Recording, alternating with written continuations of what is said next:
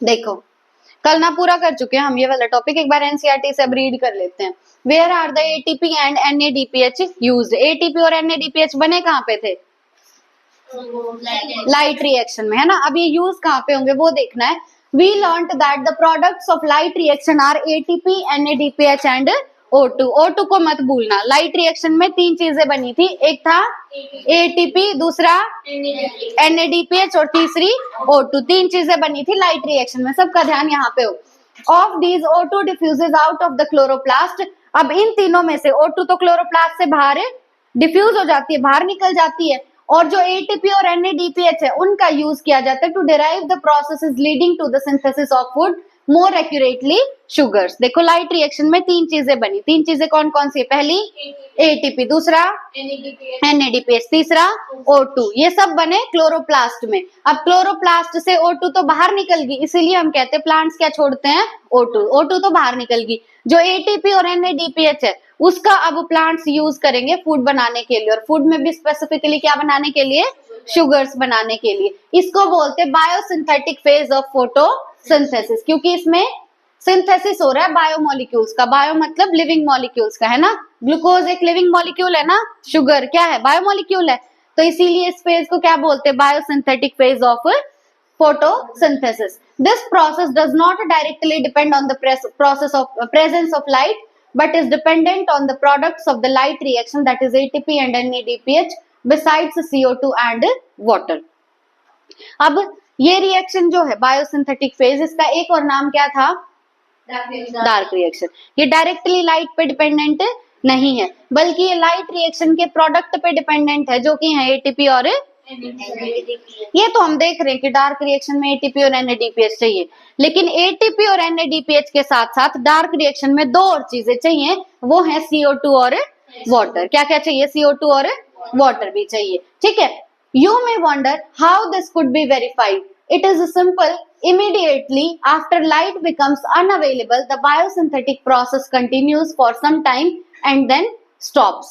क्या कह रहा है कि जैसे ही मतलब लाइट रिएक्शन हुई, लाइट रिएक्शन के थोड़े टाइम बाद जस्ट क्या शुरू हो जाती है? तुरंत इमीडिएटली डार्क रिएक्शन शुरू हो जाती है, ठीक है, और थोड़े टाइम तक चलेगी और फिर बंद हो जाएगी। If then light is made available, the synthesis starts again. अगर फिर से लाइट को अवेलेबल करवा दें तो फिर से सिंथेसिस शुरू हो जाएगा, ठीक है।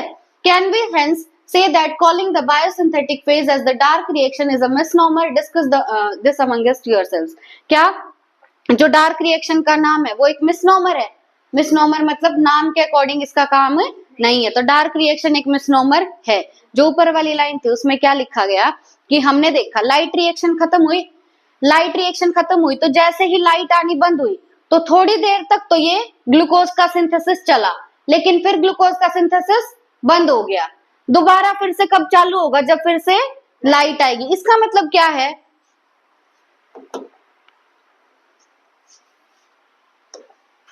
देखो हमने ना शुरू में लाइट आ रही थी, ठीक है, लाइट आ रही थी तो कौन सी रिएक्शन चल रही थी? लाइट रिएक्शन चल रही थी। लाइट रिएक्शन चल रही थी मतलब एटीपी भी बन रहा था और एनएडीपीएच भी बन रहा था, ठीक है। अब मान लो कुछ पर्टिकुलर अमाउंट में एनएडीपीएच बन गया। अब ये एनएडीपीएच बना तो बेशक से तुम यहाँ लाइट बंद करवा दो, डार्क रिएक्शन को तो क्या चाहिए? एटीपी और एनएडीपीएच। तो अब हमने लाइट देनी बंद कर दी, लाइट देनी बंद कर दी तो एटीपी और एनएडीपीएच तो थे ही हमारे पास, तो इन्होंने डार्क रिएक्शन से क्या बनवा दिया? शुगर। क्या बनवा दिया? शुगर। लेकिन जैसे ही ये एटीपी और एनएडीपीएच खत्म हुए, शुगर बननी बंद हो गई। शुगर बननी बंद हो गई मतलब डार्क रिएक्शन होनी बंद होगी। डार्क रिएक्शन होनी बंद होगी तो हम चाहते हैं डार्क रिएक्शन दोबारा शुरू हो। डार्क रिएक्शन दोबारा शुरू हो तो दोबारा क्या बनाना पड़ेगा? एटीपी और एनएडीपीएच, और वो तो बनेंगे सिर्फ और सिर्फ लाइट की प्रेजेंस में, तो दोबारा से क्या देनी पड़ेगी? लाइट। तो एनसीईआरटी ने क्या लिखा है कि शुरू में लाइट आ रही थी, एटीपी और एनएडीपीएच बना, तो अब लाइट अगर बंद भी कर दोगे तो थोड़ी देर तक तो डार्क रिएक्शन चलेगी, लेकिन फिर वो डार्क रिएक्शन बंद हो जाएगी। दोबारा अगर डार्क रिएक्शन को चलवाना चाहते हो तो फिर से तुम्हें लाइट देनी पड़ेगी। क्यों देनी पड़ेगी लाइट? क्योंकि लाइट आएगी तभी बनेगा एटीपी और एनएडीपीएच, और तभी चलेगी तुम्हारी डार्क रिएक्शन, और तभी शुगर बनेगा। आई ये बात समझ?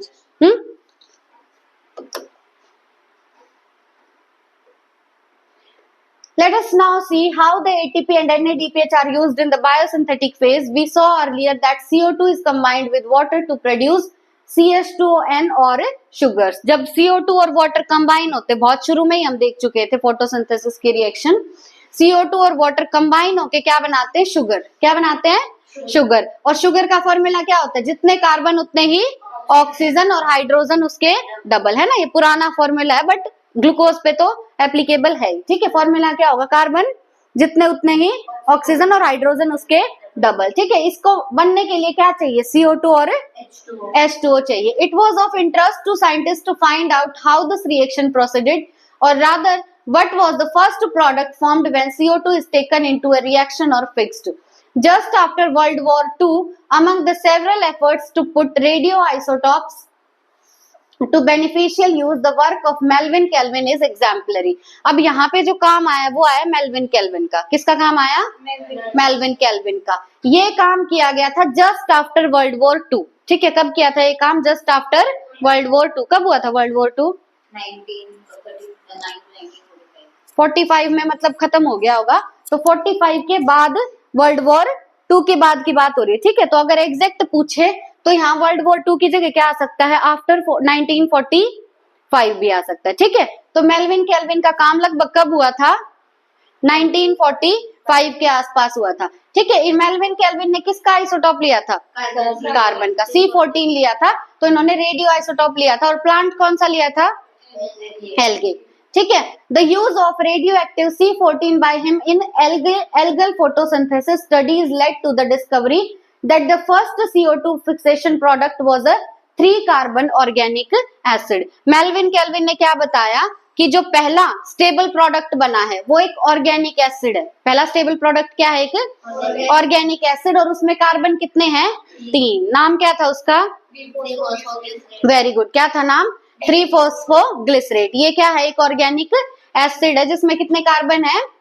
3 कार्बन है. He also contributed to working out the complete biosynthetic pathway, hence it was called Kelvin cycle after him. पूरा पाथवे उन्होंने बताया और इस पाथवे का नाम क्या रख दिया गया? Calvin cycle. उन्हीं के नाम पे, मेल्विन केल्विन के नाम पे. The first product identified was 3-फॉस्फोग्लिसरिक acid. या तो 3-फॉस्फोग्लिसरिक एसिड बोलो या 3-फॉस्फोग्लिसरेट बोलो, सेम बात है, ठीक है? और इन शॉर्ट PGA, 3-फॉस्फोग्लिसरिक एसिड को और क्या बोल सकते हो? PGA बोल सकते हो, ठीक है? How many carbon atoms does it have? कितने कार्बन एटम होंगे इसमें? 3 कार्बन एटम होंगे.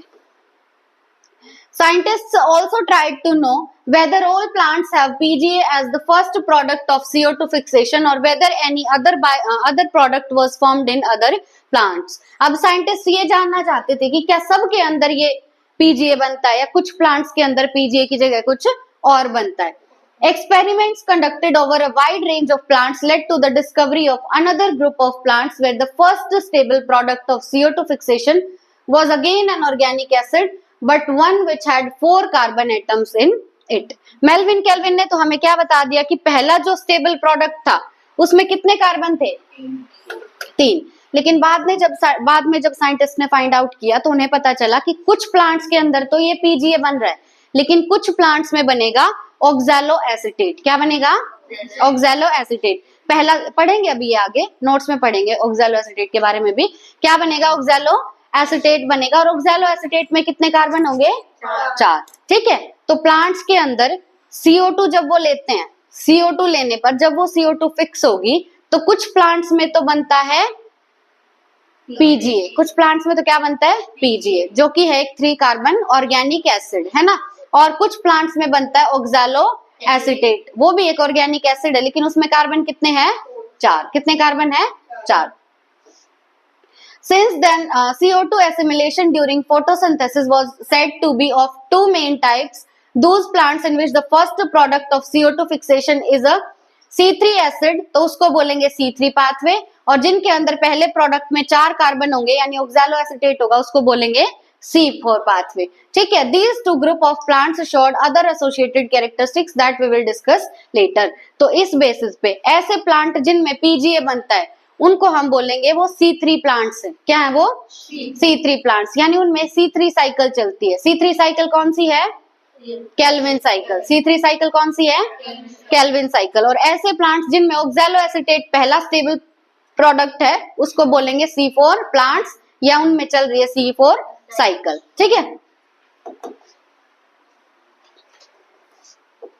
लाइट रिएक्शन में क्या क्या बना? ATP बना, NADPH बना और ऑक्सीजन बनी। ऑक्सीजन तो क्लोरोप्लास्ट से बाहर रिलीज हो गई। ठीक है, अब ATP और NADPH का यूज देखना है। इसका यूज कहाँ पे होगा? प्लांट्स के पास क्या है? CO2 है ना? CO2 से उन्हें बनाना है शुगर। क्या बनाना है? शुगर बनानी है। ठीक है, अब इस CO2 को या तो ये CO2 को कोई ना कोई एक्सेप्ट करेगा, है ना, और वो एक्सेप्ट करके, मतलब यहाँ पे कोई भी A लिख देते हैं, CO2 को कौन एक्सेप्ट करेगा? A। अब ये A एक्सेप्ट करके या तो बनाएगा 3 carbon compound, 3 carbon organic acid. 3 carbon organic acid क्या होगा? PGA। क्या होगा? PGA। इन प्लांट्स को क्या बोलेंगे? C3 plants. क्या बोलेंगे? C3 plants. इनमें साइकिल चलेगी या तो C3 साइकिल या केल्विन साइकिल चलेगी। ठीक है, अगर इस CO2 को कोई B एक्सेप्ट कर रहा है, ठीक है, तो ये बनाएगा ऑक्सैलो एसीटेट, जिसके अंदर कितने कार्बन है? 4 कार्बन है। उन प्लांट्स को बोलेंगे C4 प्लांट्स बोलेंगे। ठीक है, और साइकिल इनमें कौन सी चलेगी? C4 साइकिल चलेगी। ठीक है, अब ये A जो है, A क्या है? जो तुम्हारा PGA बना था 3-फॉस्फोग्लिसरेट, वो कब बना था? जब CO2 को किसने एक्सेप्ट किया था? हाँ, वेरी गुड। देखो मैं ये बोल रही हूँ कि हमें मिल रहा है प्रोडक्ट PGA। क्या मिल रहा है? PGA। ठीक है, PGA कब बना? जब CO2 को किसी ने एक्सेप्ट किया, है ना। तो CO2 को किसने एक्सेप्ट किया था? Ribulose 1,5 bisphosphate. किसने एक्सेप्ट किया था? RUBP ने। किसने एक्सेप्ट किया था? RUBP ने। बताया था ना कल। और RUBP में कितने कार्बन थे? 5। CO2 में कितने? 1। कितने कार्बन हो गए? 6। पर इसमें तो कितने हैं? 3। मतलब इसके कितने मॉलिक्यूल बनेंगे? 2 मॉलिक्यूल बनेंगे। ठीक है, स्टेप का नाम क्या था?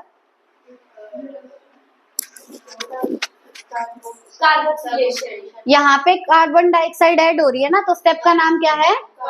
कार्बोक्सिलेशन। स्टेप का नाम है कार्बोक्सिलेशन।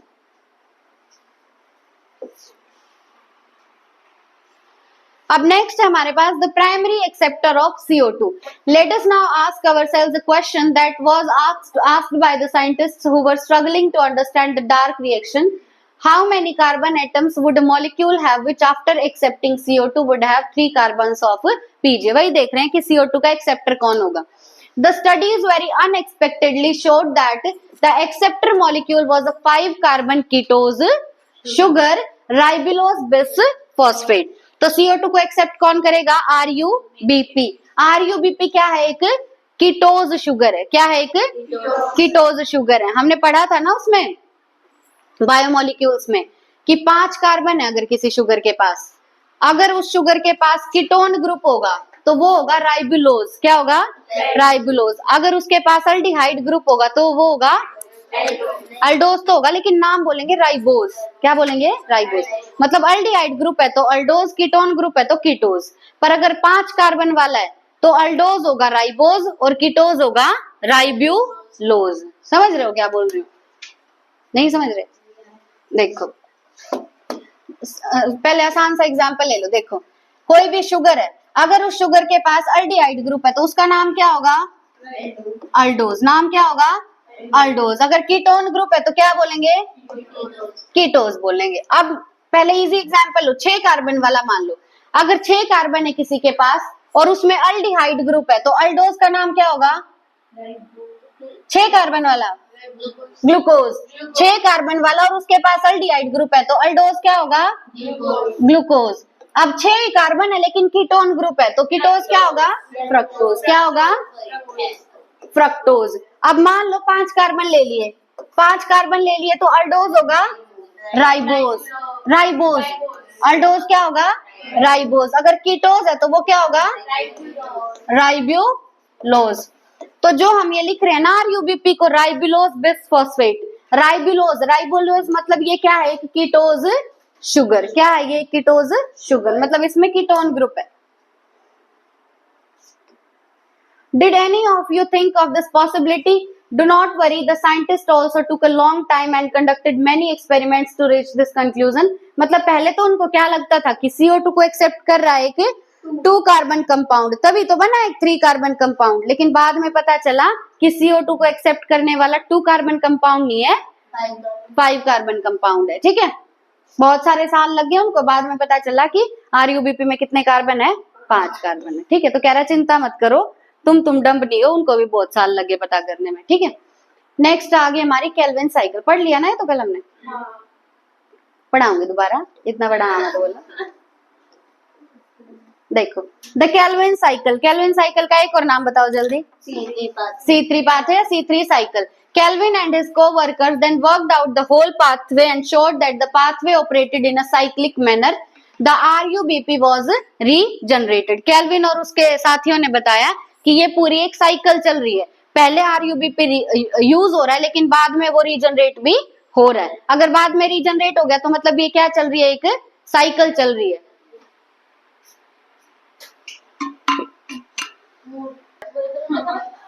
देखो द केल्विन साइकिल, एक और नाम क्या है उसका, C3 साइकिल है ना। केल्विन और उसके कोवर्कर्स ने वर्कआउट किया और बताया कि whole pathway and showed that the pathway operated in a cyclic manner. क्यों साइक्लिक मैनर में, क्यों, पहले RUBP यूज हुआ और लास्ट स्टेप में RUBP रीजनरेट हो गया, तो उन्होंने बताया ये एक साइक्लिक मैनर में होता है।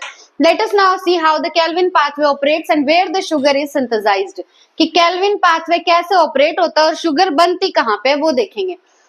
Let us at the outset understand very clearly that the Kelvin pathway occurs in all photosynthetic plants. जो Kelvin pathway वो कहाँ पे होगा, सारे photosynthetic plants में होता है। It does not matter whether they have C3 और C4 pathways. ये मैटर नहीं करता कि उनके अंदर C3 pathway चल रहा है या C4 pathway चल रहा है। Kelvin जो ये है क्या बोला हमने, हाँ, Kelvin pathway जो है वो सारे फोटोसिंथेटिक प्लांट्स में होता है, चाहे वो C3 हो चाहे C4 हो। ठीक है, for ease of understanding the Calvin cycle can be described under 3 stages. Calvin cycle कितनी स्टेजेस में डिस्क्राइब्ड है, 3 स्टेजेस में डिस्क्राइब्ड है। पहला है कार्बोक्सिलेशन, दूसरा रिडक्शन और तीसरा है रीजनरेशन। कल भी देखा था, पहला है कार्बोक्सिलेशन। कार्बोक्सिलेशन में क्या होगा, CO2 का फिक्सेशन होगा और पहला जो स्टेबल ऑर्गेनिक इंटरमीडिएट है वो बनेगा। इंटरमीडिएट क्यों बोल रहे हैं, क्योंकि आगे भी तो यूज होगा ना, जो 3PGA यहाँ पे बनता है वो आगे भी यूज होगा, किसमें, रिडक्शन में, है ना, आगे यूज हो रहा है, इसीलिए इसको क्या बोल रहे हैं, इंटरमीडिएट। तो यहाँ पे बनता है एक stable organic intermediate. Carboxylation is the most crucial step of the Calvin cycle.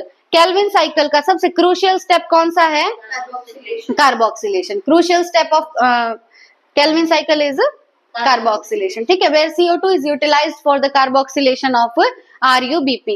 RUBP का कार्बोक्सिलेशन होगा, मतलब RUBP में क्या ऐड होगी, CO2 ऐड होगी। This reaction is catalysed by the enzyme RUBP carboxylase. अब कार्बोक्सिलेशन हो रहा है तो एंजाइम यूज होगा कार्बोक्सिलेज, और किसका हो रहा है कार्बोक्सिलेशन, RUBP का, इसीलिए एंजाइम का नाम क्या है, RUBP कार्बोक्सिलेज। क्या है एंजाइम का नाम, RUBP कार्बोक्सिलेज। ठीक है, this reaction is catalysed by the enzyme this which results in the formation of 3PGA के कितने मॉलिक्यूल बनेंगे, दो मॉलिक्यूल बन गए। Since this enzyme also has an oxygenation activity, it would be more correct to call it RUBP carboxylase oxygenase, that is rubisco. कल हमने देखा था ना, ये जो रिएक्शन है कौन से एंजाइम की प्रेजेंस में होती है, रुबिस्को की प्रेजेंस में। तो इसको RUBP कार्बोक्सिलेज ना बोल के हम बोलेंगे रुबिस्को। क्या बोलेंगे, रुबिस्को। तो CO2 जो ऐड हुई RUBP में बना क्या है, 2 मॉलिक्यूल 3PGA के बने हैं। ये हुआ है कौन से एंजाइम की प्रेजेंस में, रुबिस्को की प्रेजेंस में। अब पूरे एनिमल वर्ल्ड में अगर सिर्फ और सिर्फ एनिमल्स की बात करें तो एनिमल वर्ल्ड में मोस्ट अबंडेंट प्रोटीन है कोलेजन। मोस्ट अबंडेंट प्रोटीन क्या है, कोलेजन, सिर्फ एनिमल वर्ल्ड की बात करें तो। लेकिन अगर प्लांट्स, माइक्रोब्स सब मिला के पूरे बायोस्फीयर में देखें तो मोस्ट अबंडेंट है रुबिस्को। मोस्ट अबंडेंट कौन है, रुबिस्को। इसकी स्पेशल प्रॉपर्टी CO2 से भी बाइंड कर सकता है और O2 से भी, लेकिन ज्यादा एफिनिटी किसके लिए, CO2 के लिए। O2 के साथ सिर्फ तब बाइंड करेगा जब CO2 कम होगा। अब सेकंड स्टेप देखो, सेकेंड स्टेप क्या होता है हमारा? रिडक्शन। यहाँ पे क्या होगा? These are a series of reaction that lead to the formation of glucose. तो केल्विन साइकिल में जो ग्लूकोज है वो कौन से स्टेप में बनता है? रिडक्शन में। The steps involve utilisation of 2 molecule of ATP for phosphorylation and 2 of NADPH for reduction per CO2 molecule fixed. एक CO2 मॉलिक्यूल को अगर तुम्हें फिक्स करना है तो उसके लिए एटीपी यहाँ पे कितने लगेंगे रिडक्शन में? 2। NADPH कितने लगेंगे? 2 लगेंगे। The fixation of 6 molecule and 6 turn of the cycle are required for the formation of 1 molecule of glucose from the pathway। लेकिन ग्लूकोज में कार्बन कितने होते हैं? 6। तो CO2 कितनी लगेंगी? 6 CO2 लगेंगी। ठीक है, अब उसके बाद है regeneration. Regeneration of the CO2 acceptor. CO2 acceptor molecule कौन है यहाँ पे? RUBP। तो इसका रीजनरेशन करवाना है is crucial if the cycle is to continue uninterrupted. अगर हम चाहते हैं बिना किसी इंटरप्शन के हमारी केल्विन साइकिल चलती रहे तो RUBP को हमें रीजनरेट करना होगा, जो कि है initial acceptor of CO2। The regeneration steps require. Regeneration में कितने एटीपी चाहिए? 1। लेकिन NADPH की रिक्वायरमेंट यहाँ नहीं थी। ठीक है, रिवर्स ऑफ ग्लाइकोलिसिस कौन सा स्टेप है?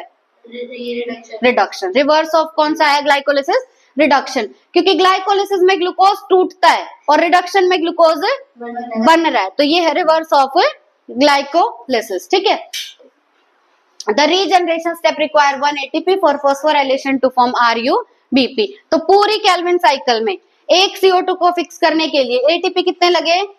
3। NADPH कितने लगे? 2। अगर तुम्हें पूरा ग्लूकोज बनाना है तो कितने ATP लगेंगे? 18। और NADPH कितने? 12। ठीक है, hence for every CO2 molecule entering the Kelvin cycle 3 molecule ATP के और 2 molecule NADPH के required हैं। It is probably to meet this difference in number of ATP and NADPH used in the dark reaction that the cyclic photophosphorylation takes place। अब ये क्या कह रहा है कि cyclic photophosphorylation क्यों होता है फिर? कि जो हमारा ATP है वो तो कितने हैं यहाँ पे? कितने चाहिए? 18। और NADPH कितने चाहिए? 12। तो यहाँ पे डिफरेंस नहीं आ रहा है ATP में और NADPH में। अब साइक्लिक फोटोफॉस्फोराइलेशन में सिर्फ और सिर्फ क्या बनता है?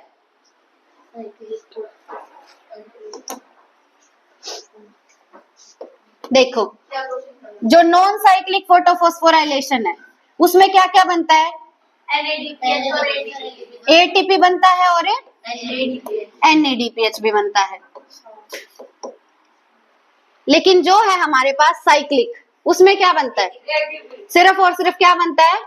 ATP। अब देखो ATP तो ज्यादा बन रहा है ना? क्यों बन रहा है ATP ज्यादा? क्योंकि लास्ट में कितने ATP चाहिए? 18। लास्ट में टोटल कितने चाहिए? 18 ATP चाहिए। और NADPH तो कितने चाहिए? 12। मतलब NADPH तो कम है, कम बनेंगे तो भी चलेगा। ATP कम है, इसीलिए किसको होना पड़ता है? साइक्लिक फोटोफॉस्फोराइलेशन को। ठीक है, मतलब डिफरेंस आ गया ना। ATP ज्यादा चाहिए और NADPH कम चाहिए। NADPH तो ठीक है बन रहे हैं, लेकिन ATP ज्यादा चाहिए, तो इसीलिए नॉन साइक्लिक को भी होना पड़ता है और साइक्लिक को भी। क्या लिखती है NCERT की? ये जो डिफरेंस है ना ATP और NADPH में, इसको मेंटेन करने के लिए कि ATP ज्यादा रहे, इसीलिए साइक्लिक को भी ऑपरेट होना पड़ता है। क्योंकि ATP कितने चाहिए? 18, है ना? To make 1 molecule of glucose 6 turn of the cycle are required। एक ग्लूकोज में कितने कार्बन? 6। तो केल्विन साइकिल के कितने राउंड होने पड़ेंगे? 6 राउंड होंगे। ठीक है, work out how many ATP and NADPH molecule will be required to make 1 molecule of glucose through Kelvin pathway। अगर केल्विन पाथवे से तुम्हें एक ग्लूकोज बनाना है तो CO2 कितने आने चाहिए अंदर? 6। ATP कितने चाहिए? 18। NADPH कितने चाहिए? 12। अब ATP बनते किससे? ADP और इनऑर्गेनिक फॉस्फेट से। तो ADP कितने चाहिए? 18 और NADP 12। आई ये बात समझ? बस रोक दो, अब आगे अलग आ गया तो रोकना स्नेहा।